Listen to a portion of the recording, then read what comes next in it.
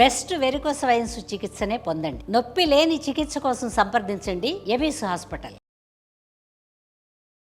నమస్తే, welcome to Suman TV. నేను పద్మిని. ప్రస్తుతంతో పాటు ప్రముఖ ఆధ్యాత్మికవేత్త, వాస్తు జ్యోతిష పండితులు, లలిత ఉపాసకులు, వాస్తు జ్యోతిష శిక్షణ నిపుణులు బ్రహ్మశ్రీ నానాజీ పట్నాయక్ గారు మనతో పాటు ఉన్నారు. మాట్లాడదాం సార్. నమస్తే సార్. శ్రీమాత్రే నమః.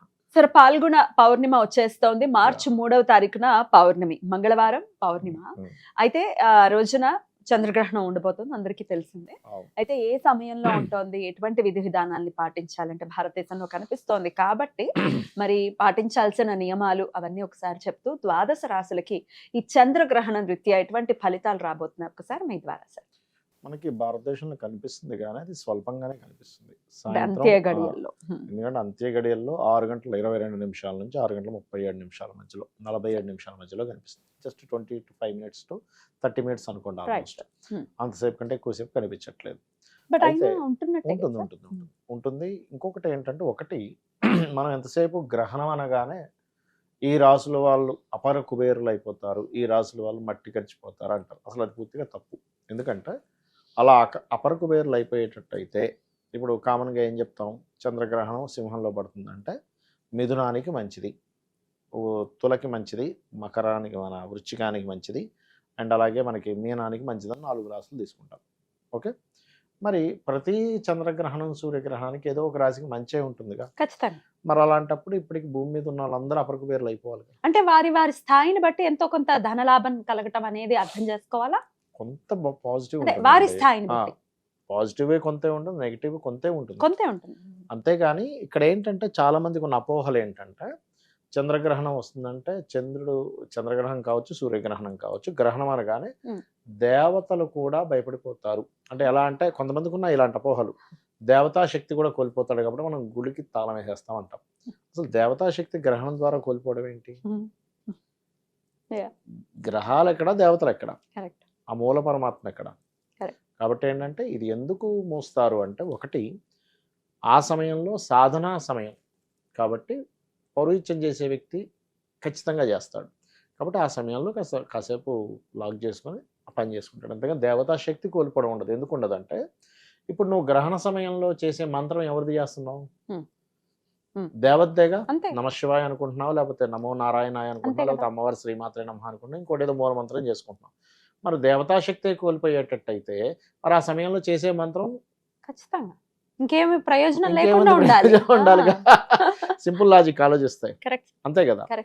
అయితే ఇక్కడ ఏంటంటే, మరి మంచి చెడులు చెప్తుంటారు కదా, అంటే కొంత ఎఫెక్ట్ ఉంటుంది. అది కూడా గ్రహణం రోజు నుంచి 40 రోజుల పాటు ఉంటుంది దాని ప్రభావం. దాని తర్వాత ఇప్పుడు 3వ తేదీ గ్రహణం వస్తుంది సాయంత్రం పూట అనుకుంటే, సరిగ్గా 3 నుంచి నెక్స్ట్ మంత్ 3కి ఒక నెల అవుతా, అక్కడ నుంచి ఇంకో 10 రోజులు అంటే 13వ తేదీ.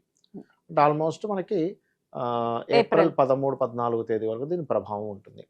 ఏ రాసుల వారికి ఎటువంటి ప్రభావం ఉంటుంది అని చెప్పి చూసుకుంటే, మనం చూడండి, గ్రహణ సమయంలో గర్భవతులు జాగ్రత్తగా ఉండాలి అంటారు. ఇది మేషం వారు ఉండాలి. ఎందుకంటే మేషము వారికి 5వ స్థానంలో గ్రహణం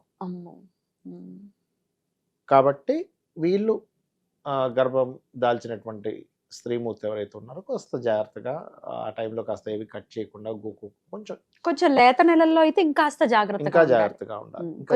8-9 నెలలు అయితే అంత ఉండదు, కానీ ఏదైనా స్టార్టింగ్ స్టేజ్ లో ఉన్నప్పుడు దాని ప్రభావం ఎక్కువగా ఉంటుంది. నిర్ణయాలు తీసుకునేటప్పుడు కాస్త కదలకుండా ఉంటే మంచిదండి. అంటే మరీ కదలకుండా అంటే అస్సలు కదలకుండా అని కాదు, కొంచెం ఆ టైంలో ఏవో కత్తెరతో కట్ చేయడము ఇలాంటివి చేయకూడదు అంటారు. ఇక వృషభం వారు ఏ విషయాల్లో జాగ్రత్తగా ఉండాలంటే, వృషభం వారికి న్యూట్రల్ గానే ఉంటుంది, పెద్ద ప్రభావం ఏమి ఉండదు. కానీ ఈ భూమి ప్రాపర్టీ రిలేటెడ్ తీసుకునేవి, లేకపోతే ఏదైనా ఒక సంస్థ నిర్మాణం చేసే విషయాల్లో దూరంగా ఉంటే మంచిది. గృహప్రవేశాలు ఇట్లాంటి వాటికి దూరంగా ఉండాలి. మిథునం వారికి 3లో గ్రహణం మంచిదే, దేనికి కార్య సాధనకు మంచిది. అంటే మనం ఏదైనా ఒక ప్రయత్నం చేస్తున్నాము, 3లో గ్రహణం పట్టడం మంచిది. అంతేగాని వెంటనే ఒకటేసారి 1000 కోట్లు కలిసి వచ్చేసేవు అంటే ఈ అపోహల్లో ఉండదని చెప్తున్నాను నేను. ఓకే, అలాగే కర్కాటకం వారికి గ్రహణ ప్రభావం ఉంటుంది, 2వ స్థానంలో ఉంది కాబట్టి కుటుంబ, మానసిక, ధన సంబంధించిన విషయాల్లో జాగ్రత్తగా ఉండాలి. అండ్ సింహం వారికి ఏమిటి అంటే, రాశిలోనే పడుతుంది కాబట్టి వీరు కొంచెం ఆధ్యాత్మిక చింతన విషయంలోని కొంచెం రాంగ్ దీనిలోకి వెళ్ళిపోతారు ఒక్కోసారి. లేదా ఒక్కోసారి ఏదైనా చూడండి, మనం మెడిటేషన్స్ చేయడం ఎక్కువ చేస్తుండాలి. కొన్నిసార్లు తెలియని ఒక ఏమంటారు చూడండి, మనకి తెలియకుండానే ఒక డిప్రెస్‌లోకి వెళ్ళిపోతుంటాం చంద్రకేతువులు రాశిలో ఉన్నందుకు. అటువంటి వాటికి గురవ్వకుండా కొంత ఆధ్యాత్మిక చింతనలో ఎంత వెళ్తూ ఉంటే మనకు ఆ డైవర్షన్ అనేది వెళ్ళిపోతుంది. ఓకే. అండ్ కన్యవారు ఏంటంటే ఇన్వెస్ట్మెంట్స్ చేసే విషయంలో జాగ్రత్తగా ఉండాలి. 12వ స్థానంలో గ్రహణం కదా, తులవారికి అన్ని రకాల లాభాలు ఇస్తుంది నూనెటి వరకు. కాకపోతే ఈజీ మనీ కోసం వెంపర్లు ఆడకూడదు. ఎందుకంటే ఇక్కడ తులలో గ్రహణం పడితే పంచమంలో కుజరాహులు ఉన్నారు.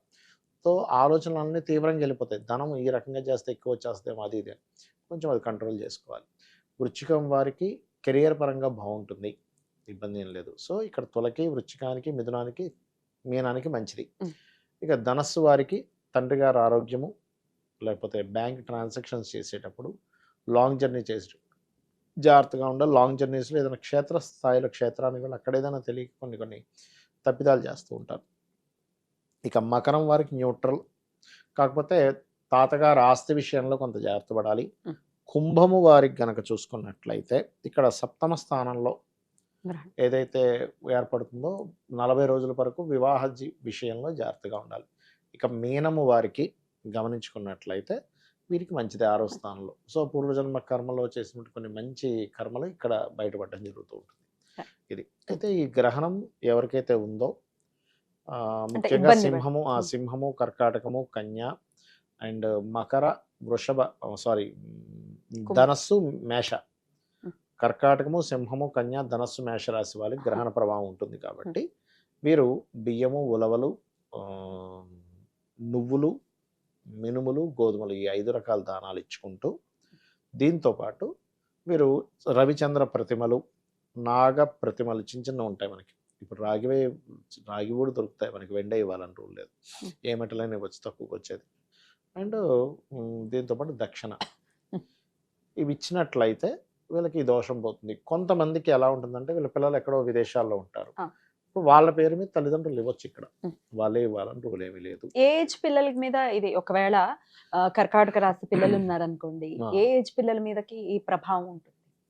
ఇక్కడ ఏజ్ని బట్టి ఎఫెక్ట్ ఉంటుందండి. ఇప్పుడు చిన్నపిల్లలు ఉన్నారు, వృషభ రాశి గురించి మనం చెప్పుకున్నాం, 4వ స్థానం. పిల్లలకైతేనేమో ఎడ్యుకేషన్ మీద పడుతుంది, పెద్దవాళ్ళకైతేనేమో ప్రాపర్టీ మీద పడుతుంది. ఏజ్ని బట్టి వాళ్ళు చేసే కర్మను బట్టి. అప్పుడు చిన్నపిల్లడికి ప్రాపర్టీ మీద పడాలని రూల్ లేదు. అంతే కదా, ఎగ్జామ్స్ వస్తున్నాయి కదా సార్ నెక్స్ట్ మార్చ్ లో. అందుకని వృషభం వారు ఎగ్జామ్స్ విషయంలో, పిల్లలు చదువు విషయంలో జాగ్రత్తగా ఉంటారు. వృషభం వారు బాగున్న రాశులకైతే ఆ రాశిలో ఉన్న పిల్లలకి ఇబ్బంది లేదు, ఎగ్జామ్స్ బాగా చక్కగా వెళ్ళిపోతుంది. అట్లా అన్నమాట. అది రైట్ సార్, చాలా బ్యూటిఫుల్ గా ఎక్స్ప్లెయిన్ చేశారు sir. End of the day వచ్చేటటువంటి గ్రహణ అవి రాక మానవు, ఖగోళంలో జరుగుతున్నటువంటి ప్రక్రియ. ఏంటంటే మనం గ్రహణం అనేటువంటిది సాధన చేసుకుని గొప్ప సమయంగా భావించాలి, కానీ అదేదో అయిపోతుంది ఇదేదో అయిపోతుంది దీనికోసం కాదు. మన సనాతన ధర్మం అంతా కూడా సాధన.